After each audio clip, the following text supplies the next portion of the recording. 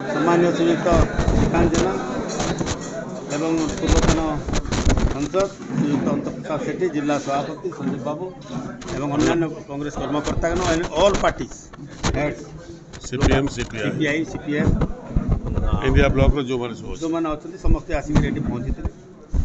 दीर्घ समय धरिक कलेक्टर और एसपी महासंघ सहित आम सब डिस्कसन होता बर्तमान शांति कमिटी केमती गठन हो पार जोटा गठन कर सब ऑल पार्टी मेंबर्स मान डाकिबे हेडमान को केमती डाकिबे सोशल एक्टिविस्ट मान को इनवल्व करेंगे हाईस्कूल टीचर्स है अन्य संस्था जो जोटा अच्छे समस्त को लेकर डाकिक समस्ते बसिक केमती शांति फेरी आसो बालेश्वर में दीर्घ 30 वर्ष पर पाखापाखि ये प्रकार घटना घटी बालेश्वर में ना आगुरी प्रकार घटना एवं घटू ना गवर्नमेंट आसबार दिने आगुरी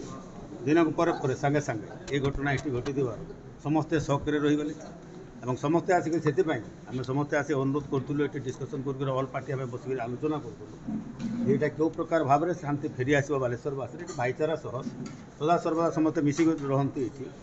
जनकर टिके भूल पाई जड़े दुई जनकर सारा बालेश्वरवासी आज सफर हो से शांति शांति कमिटी डक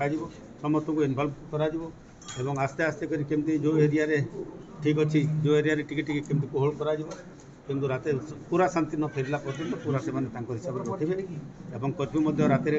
बेले टिके ये आस्ते आस्ते फ्री करेंगे ये प्रकार भाव 2-4 दिन भीतर से एग्जामिन कर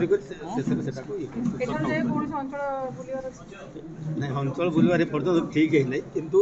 बर्तमान जो डिस्कसन मेन डिस्कसन है कि शांति फेरी आस समस्त भाईचारा मेंटेन कर रही से प्रथम प्रयास।